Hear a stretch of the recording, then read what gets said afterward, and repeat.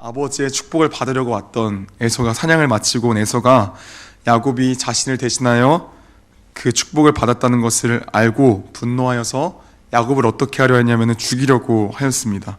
그러자 이 사실을 어머니 리브가가 알았고, 어머니 리브가는 에서의 화가 풀리면 너에게 전령을 보내서 알려주겠다 말하고 급하게 야곱을 자신의 오빠의 집인 라반의 집으로 보냅니다. 그렇게 야곱은 외삼촌 라반의 집으로 가게 되었고 그 집에서 일하며 살게 되었는데 그곳에서 지낸 횟수가 무려 20년입니다.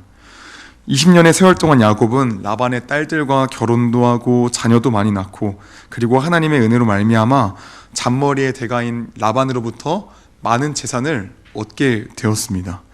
하나님께서는 야곱에게 나타나셔서 그 땅을 떠나 야곱의 친족에게로 돌아가라 라고 말씀하셨습니다. 그래서 야곱은 가족들과 그 땅이 얻은 가축들, 종들을 데리고 라반이 양털을 깎으러 나간 그 틈 사이에 야곱은 말하지도 않고 바로 종들을 데리고 가족들을 데리고 그리고 그 가축들을 다 데리고 도망쳤습니다. 야곱이 말하지 않고 도망간 이유는 야곱은 라반의 성격을 너무 잘 알기 때문입니다. 분명 라반은 또 야곱을 말려서 붙잡을 것이기 때문에 야곱은 말하지 않고 도망간 것이죠. 자, 그 뒤에는 라반이 야곱을 쫓아서 실랑이를 벌이는 장면인데 오늘 본문과는 크게 연관이 없기 때문에 넘어가겠습니다. 그런 라반과의 어떤 여차여차 일이 있고, 그 이후 야곱이 길을 가는 중에, 다시 길을 떠나는 중에 처음으로 누구를 만납니까? 32장 1절에 누구를 만나냐면 하나님의 천사들을 만났습니다. 그래서 야곱이 이를 보고 하나님의 군대다 하여서 그 장소를 마하나임이라 칭하였습니다. 야곱이 그 천사들을 보고 다시금 고향을 가는데, 가는 중에 야곱이 계속해서 외면하고 싶었던 진실을 이제는 마주해야 합니다. 어떤 진실과 마주해야 하죠? 그건 바로 형 에서의 문제를 이제 직시해야 합니다. 분명히 20년 전에 어머니 리브가가 야곱에게 뭐라고 이야기했었죠? 떠날 때에 뭐라고 이야기했냐면은, 자, 너의 형 에서가 화가 풀리면은 내가 뭐 전가를 보내주겠다, 편지를 보내주겠다라고 이야기를 했는데 20년 동안 어머니 리브가가 형 에서의 화가 풀렸단다라고 전가를 보냈던 적은 단 한 번도 성경에 기록되어 있지 않습니다.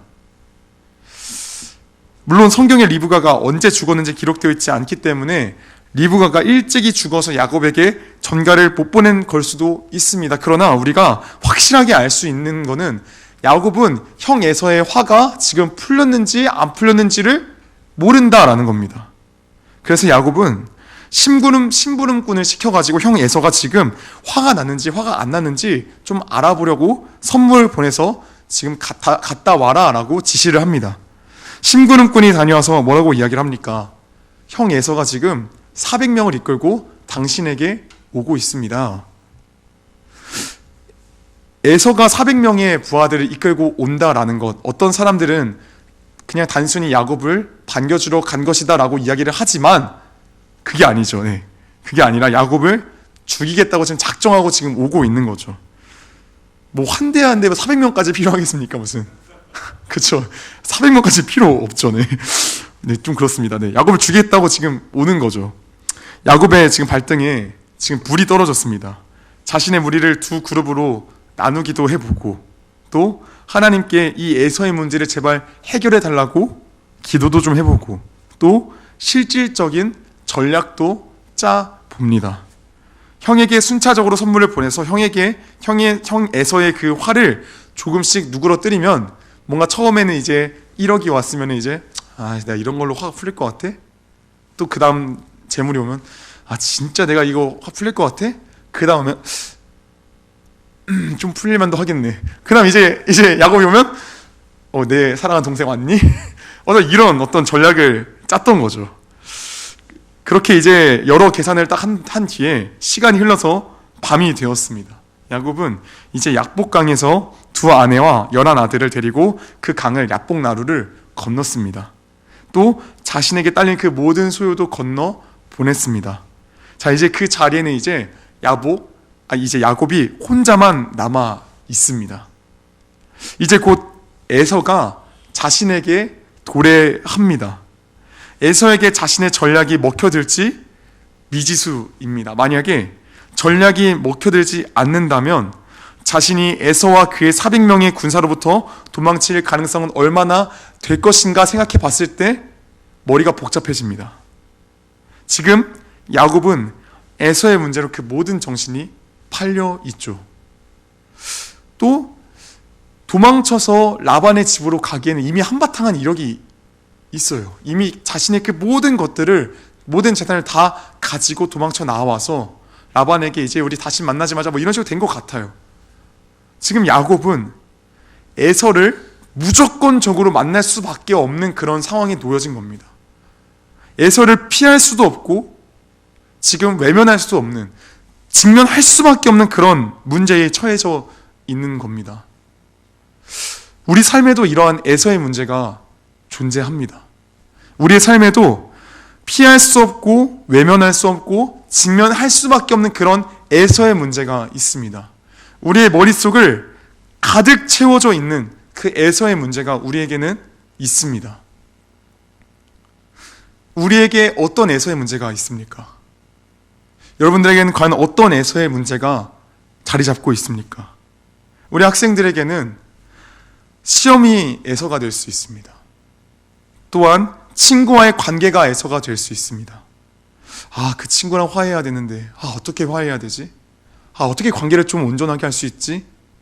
친구와의 관계에 에서가 있을 수 있습니다. 또 우리가 또 직장을 다니는 선생님들은 직장에서의 어떤 경제적인 문제도 에서가 될 수 있고, 자녀의 문제가 또 에서가 될 수 있고, 여러 가지의 에서가 우리 삶에는 존재합니다. 사실 이 에서는 근데 사실 좀 흔하지는 않아요. 흔하진 않고 인생에 가다가 몇 번씩 에서가 등장을 해요. 에서 아닌 아서 같은 존재는 많지만 에서는 그렇게 간혹가다 한 번씩 막 큼지막하게 등장을 합니다. 그런데 그 에서가 우리 삶에 존재할 때 우리는 야곱과 마찬가지로 그 에서에 모든 정신이 다 팔려 있죠. 우리는 그 에서가 해결되기를 간절히 원합니다. 그 에서의 그 문제로부터 머리를 이제 그만 신경 쓰고 싶습니다. 이제 좀 해방되고 싶습니다. 이 에서만 해결되면 정말 내 모든 것들이 다 행복할 것 같아요. 자, 그런데 우리가 이렇게 생각해 봤으면 좋겠습니다. 과연 우리는 에서가 해결되면 과연 우리는 행복한가? 우리는 과연 에서의 문제가 다 해결이 되어지면 우리는 과연 행복한가 생각해 보면 좋겠습니다. 우연히 여차저차해서 그 에서의 문제가 해결이 되어졌습니다. 운이 좋게 해결이 되어졌습니다. 그러면 정말로 행복할까요? 이제는 우리 인생의 문제가 아예 없을까요? 그렇지 않습니다. 잠깐은 물론 행복할 수 있습니다. 잠깐은 행복해요. 잠깐은 만족감이 있죠. 그러나 시간이 조금 흐르면 반드시 우리 인생에는 또 다른 에서가 또 나타납니다. 또 다른 에서가 까꿍하면 나타나요. 나 또 왔어 하면 나타나요. 그렇다면 우리는 그때 또다시 그 에서에 우리의 그 모든 마음들을 빼앗기며 살 것인가? 라는 그런 질문들이 우리에게 있습니다. 우리가 날마다 에서의 문제에 자빠지고 날마다 그 에서의 그 모든 마음이 빼앗겨서 우리가 허우적거리니까 우리 인생에 누가 찾아오십니까? 하나님께서 먼저 우리 인생에 찾아오십니다. 하나님께서 지금 야곱의 인생에, 우리 인생에 개입하시는 그 장면들을 우리는 발견할 수 있습니다. 우리가 흔히들 야곱이 먼저 하나님과 씨름한 것이다 라고 이야기를 하지만 성경 말씀을 잘 찾아보시면, 잘 읽어보시면 사실 실상은 그러하지 않습니다. 야곱은 가만히 있는데 갑자기 어느 한 사람이 야곱과 씨름을 했다라고 성경은 이야기를 하고 있습니다. 같이 한번 창세기 32장 24절 말씀을 같이 화면으로 같이 읽겠습니다. 함께 읽습니다. 시작. 뒤에 홀로 남았는데 어떤 이가 나타나 야곱을 붙잡고 동이 뜰 때까지. 아멘. 어떤 이가 갑자기 느닷없이 나타나서 야곱을 붙잡은 겁니다. 자, 지금 그 어떤 이가 누구죠? 어떤 이가? 하나님이십니다. 하나님. 물론 야곱은 지금은 어떤 이가 하나님이신지 모르지만 야곱은 지금 하나님께서 보는 어떤 이라는 것은 압니다. 하나님께서 지금 야곱에게 찾아오신 겁니다. 자, 그렇다면 하나님께서는 왜 야곱에게 찾아오셔서 느닷없이 야곱과 씨름하신 것일까요? 왜 갑자기 느닷없이 찾아오셔서 홀로 남아있는 야곱에게 왜 씨름을 겨누신 걸까요? 뭐 하나님께서 뭐 씨름이나 어떤 스포츠를 좋아하셔가지고 내가 좀 상대를 찾기 위해서 너에게 왔다 뭐 이런 스포츠 뭐 이런 건가요? 뭐 그런 건 아니죠, 당연히. 하나님께서 먼저 야곱에게 찾아오셔서 그와 씨름하신 것은 야곱에게 이렇게 말씀하신 거죠.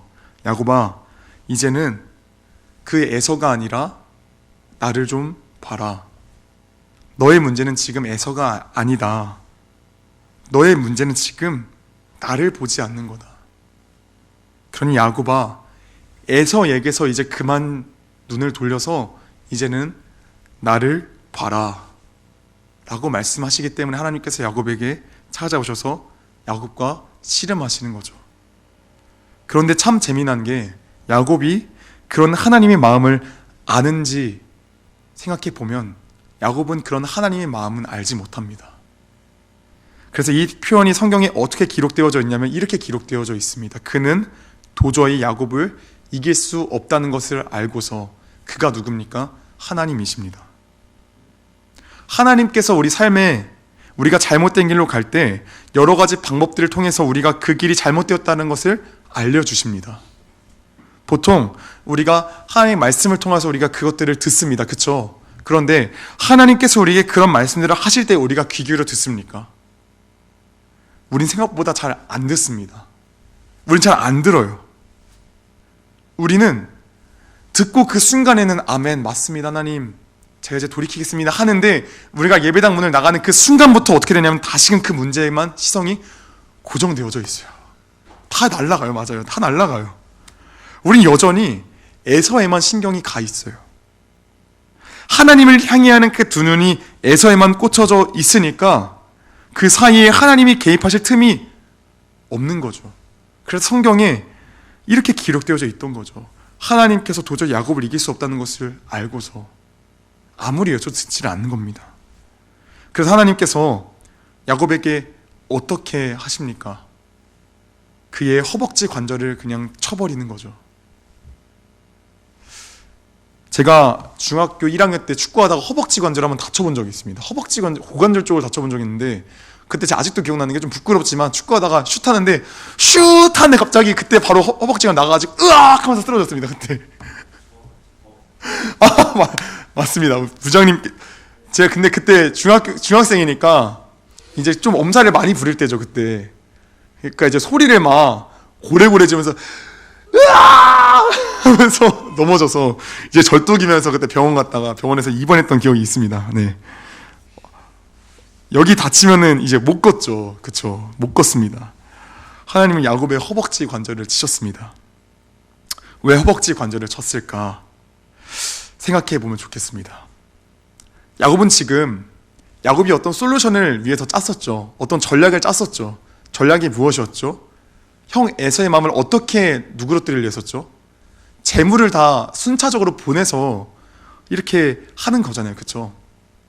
그렇다면 우리가 생각했을 때 하나님께서는 야곱의 여기 이 다리 허벅지 관절을 치는 게 아니라 그냥 재물을 다 앗아가시는 게 맞지 않을까요? 야곱이 지금 의지하는 게 무엇입니까? 재물 아닙니까? 그렇다면 야곱이 지금 에서로부터 눈을 계속 고정시키니까 야곱의 어떤 그 대안책으로 낸 그 재물을 뺏어가야 우리 생각이 맞는데 하나님께서 야곱의 이 허벅지 관절을 쳐버리세요. 왜 허벅지 관절을 쳤을까요?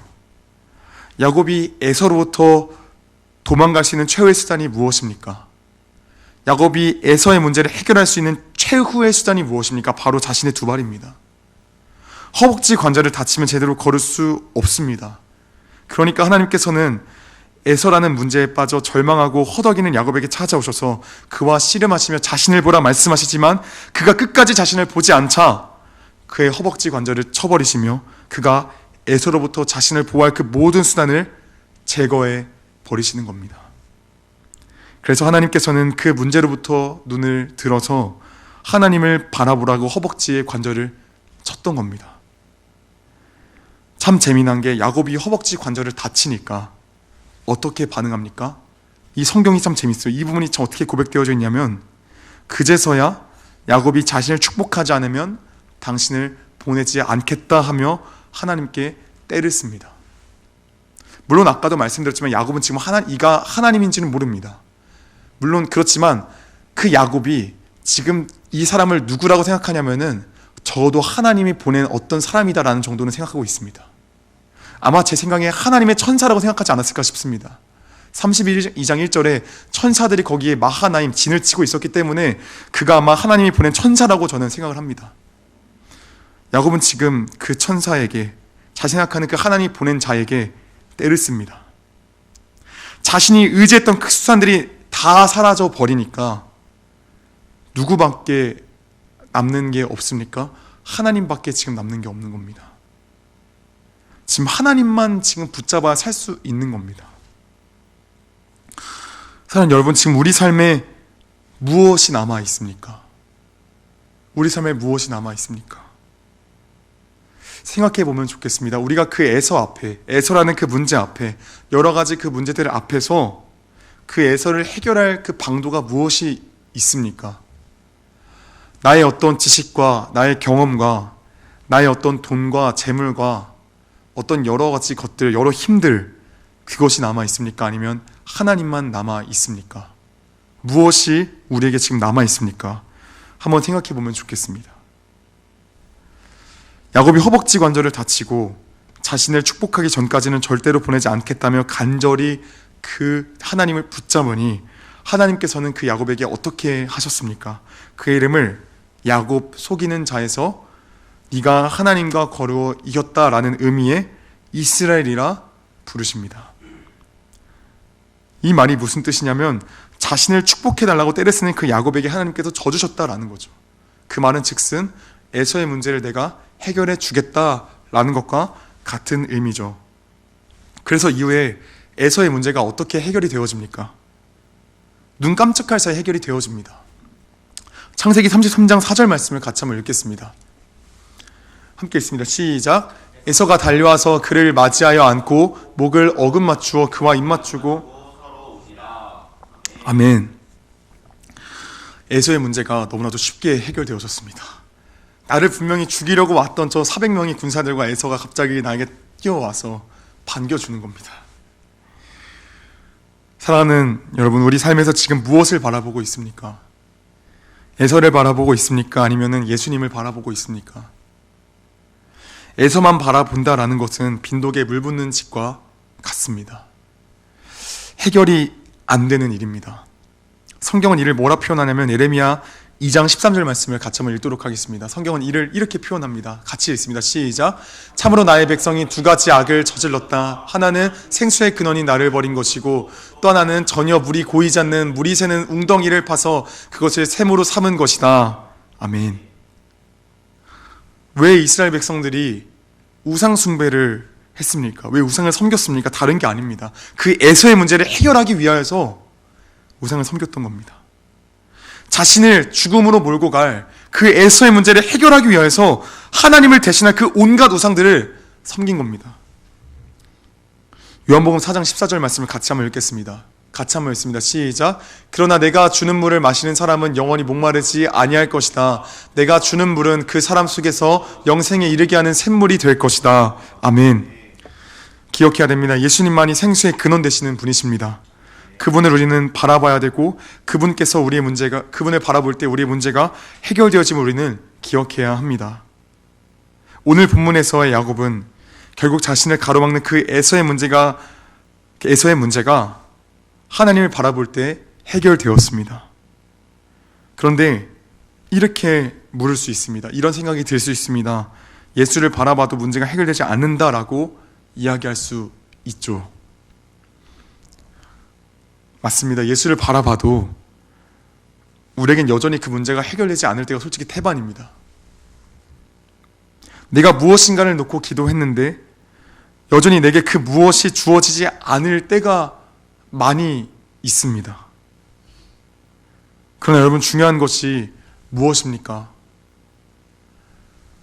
내가 여전히 하나님께 매달려서 하나님을 바라보며 그 문제 가운데 기도를 했는데 여전히 나는 그대로예요. 중요한 것이 무엇일까요? 이 가운데서 중요한 것이 무엇일까요? 중요한 것은 기도할 때 그 문제가 더 이상 문제로 보이지 않는다라는 거죠. 우리가 너무나 잘 아는 사도 바울, 그에게는 육체의 가시가 있었습니다. 육체의 가시가. 사도 바울이 어느 병을 가지고 있었을지는 학자들끼리 의견이 되게 분분합니다.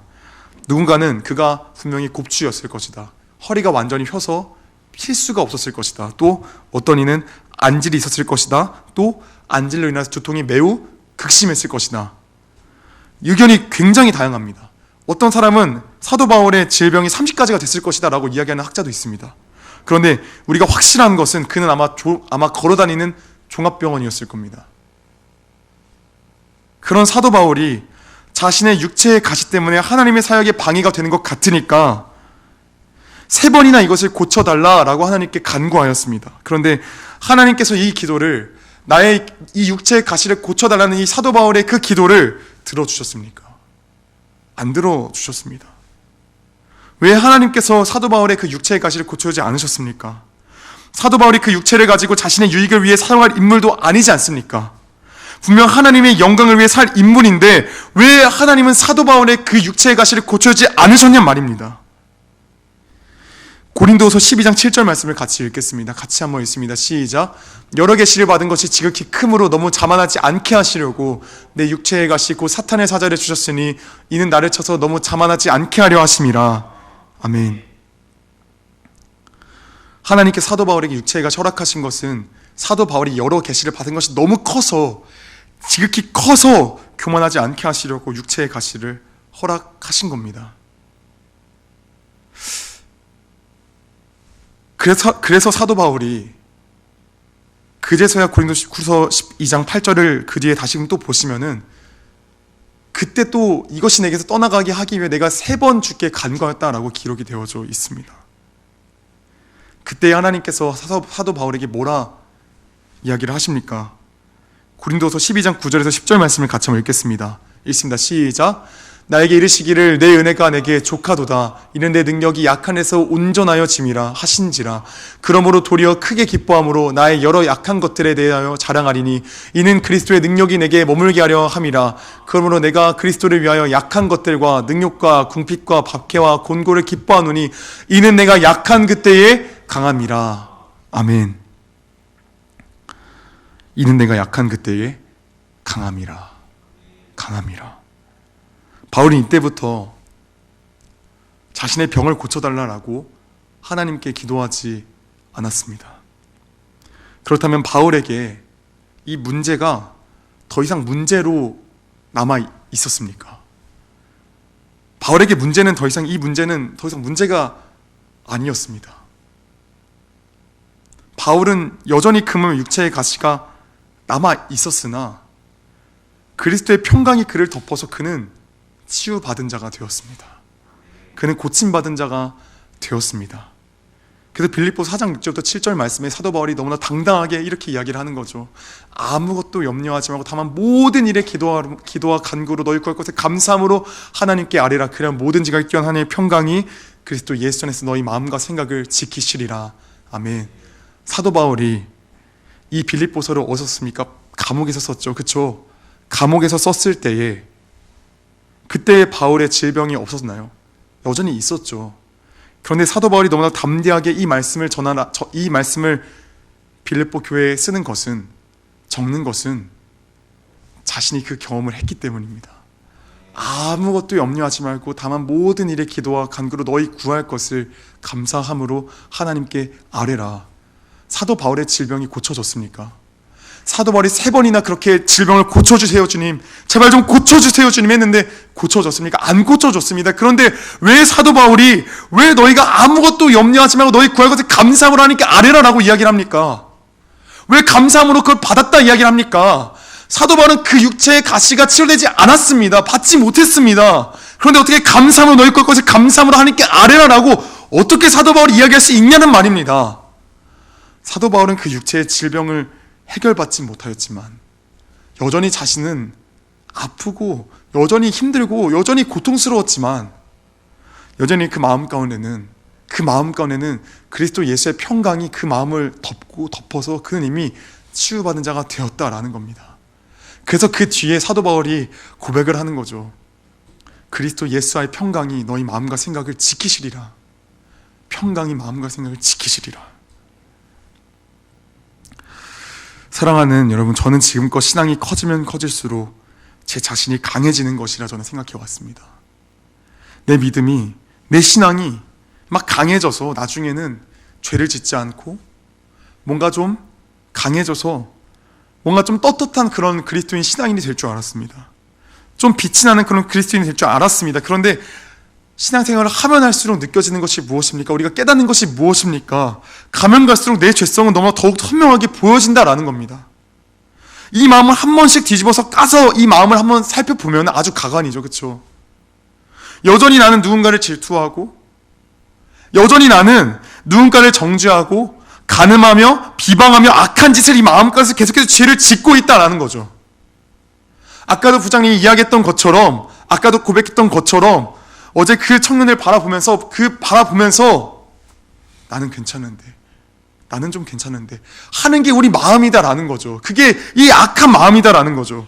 신앙생활을 하면 할수록 여겨지고 깨달아진다라는 것은 내가 뭔가 강해지고 내 마음이 정결해지고 내 마음이 뭔가 좀 아무런 것도 없어진다라는 게 아니라 내 마음이 더욱더 죄악된 것으로 더욱더 비춰진다라는 거죠.